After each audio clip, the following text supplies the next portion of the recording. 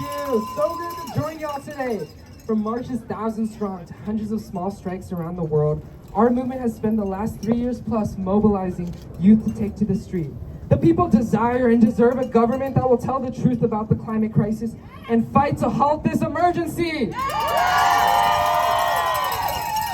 Business as usual is a death sentence to my generation, generations to come, and those already on the front lines of the climate crisis. It's time to put people and our planet over power and profit. Business as usual stops now.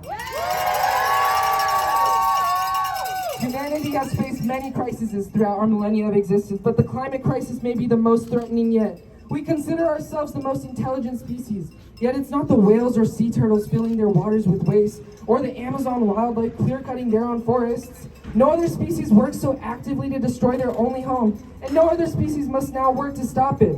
But that's why we're here today. Here we join together as students, adults, scientists, parents, and activists, and we're all united under a common goal, to make a greener and more sustainable future. That's right. At Fridays for Future, we strike because we care for our planet and for each other.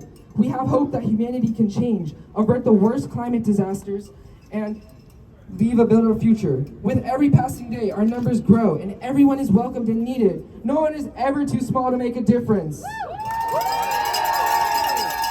As we march today, let's remember that we're always stronger together. If we want to combat climate change, we need all hands on deck. And together, a system worth fighting for is within reach. Here's to many, many, many, many more Fridays in the future. Thank you.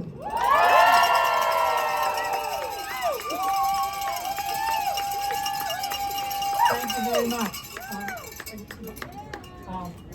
We very much appreciate you folks coming. One of the things we have here to wake up the Fed is we have a phone booth. If people actually remember what a phone booth is, where you can actually use your cell phone to call either the Federal Reserve or your senators with numbers here.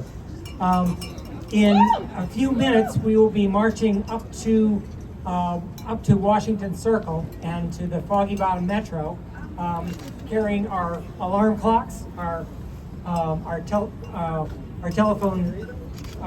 booth. So I think that's those were our speakers. I guess. Jeff asked if I would speak for him. Oh, I'm sorry. Excuse me, please.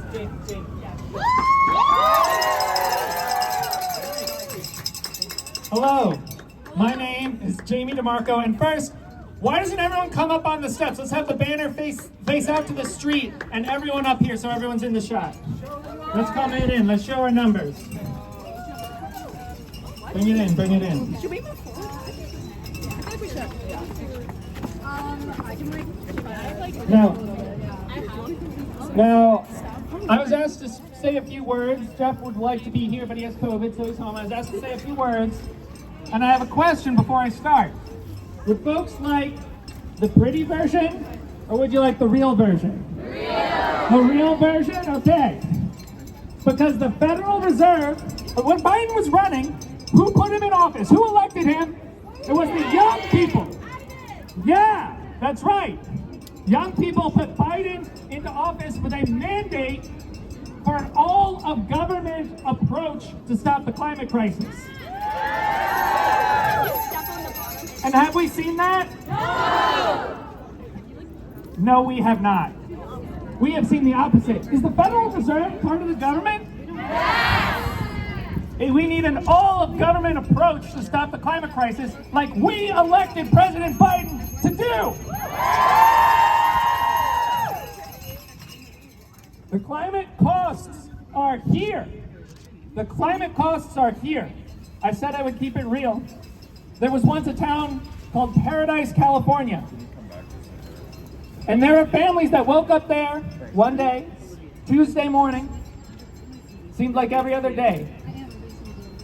Some folks saw a smoke rising over the horizon, over the hills, and they called 911. They said, do we need to evacuate? And they were told, no, you don't. The fire is far enough away. It's not going to reach you. If it comes towards you, we'll let you know. That fire, that campfire, then moved farther and faster than anyone had ever seen a fire move due to unprecedented heat and wind. And everyone got the evac order at the same moment, flooded the roads, there was gridlock, the cars were stopped. There were families who a few minutes earlier had been pouring OJ at the breakfast table, getting ready for school, stuck in traffic as cars stopped with the fire fast approaching. People got out of their cars and started to proceed by foot. And I don't know if you know this, but you cannot outrun a forest fire. So what are people gonna do? What would you do in that situation?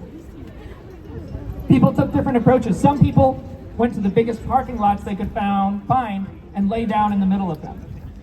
Others went to in-ground pools and jumped in them. The people in the parking lots survived. The people who jumped in the pools did not. The climate crisis is here. Just this month, we saw South Africa witness unprecedented floods. There was someone who lives across the street from her parents, who was walking across the street to check on her parents and could hear them inside the house saying, the water's rising, what are we supposed to do? And as she watched, the house was washed away, a brick house with her family inside.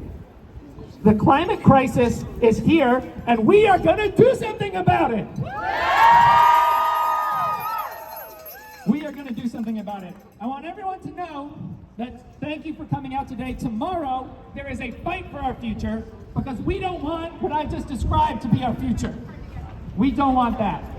And we are gonna fight for our future. We are here today calling on the Federal Reserve to wake up, and we will come out tomorrow at Lafayette Square where